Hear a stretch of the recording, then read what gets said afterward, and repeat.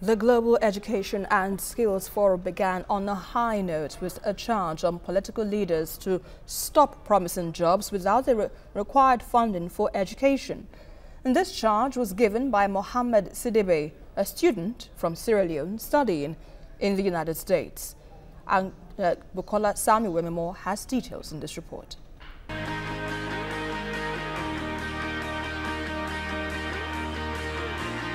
Varkey Foundation walked the talk in its passion for education by giving a student, Mohammed Sidibe, the privilege of setting the tone for the all-important 2018 conference.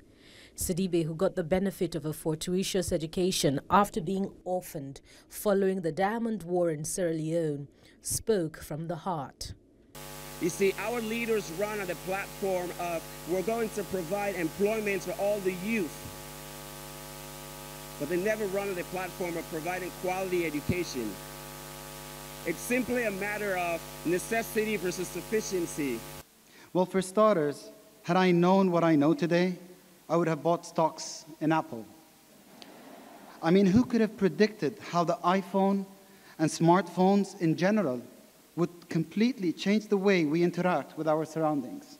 Chief Executive Officer of the Varkey Foundation, Vikas Pota, urged participants to take full advantage of the robust sessions, which, according to him, have been carefully designed to match the theme of the 20th edition forum.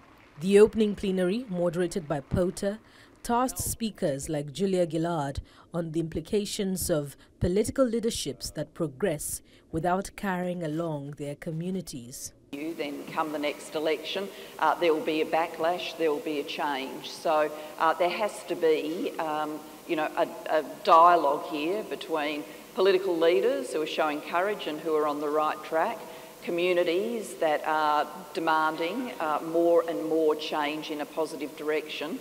You know, communities can sometimes drag politicians, politicians can sometimes drag communities, but it's not sustainable if one is over here and one is over there and they're not coming together around a shared agenda. In a philosophy-laden presentation, Simon Sharma, a professor of history, helped participants understand the importance of history in an evolving world driven by technology. Well, conclude that history is surplus to requirement, at least not top of your agenda. It will not generate populations of software engineers. It will not much help with the amassing of big data or the taste cohorts of consumers designed according to the promptings of that data. But that does not make history and the humanities, their sisters, redundant. Just the opposite, in fact. The climax of the opening plenary was a session featuring 3 students from the Marjory Stoneman High School in the U.S. who narrated firsthand their ordeal during the most recent reported violence incident. The student called for greater gun control. We started hearing screams saying, "Code red, get in the classroom right now, go, go, go." And at first, I don't think it processed for me.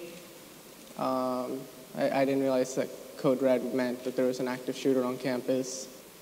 Teachers are there to educate their students. They shouldn't have to serve as the first line of defense between them and a rampant gunman on campus. And the opening plenary ended with a minute's silence held in honor of the 20 students and teachers who lost their lives in that violence. Bukola Samuel Wemimo, TVC News, Dubai.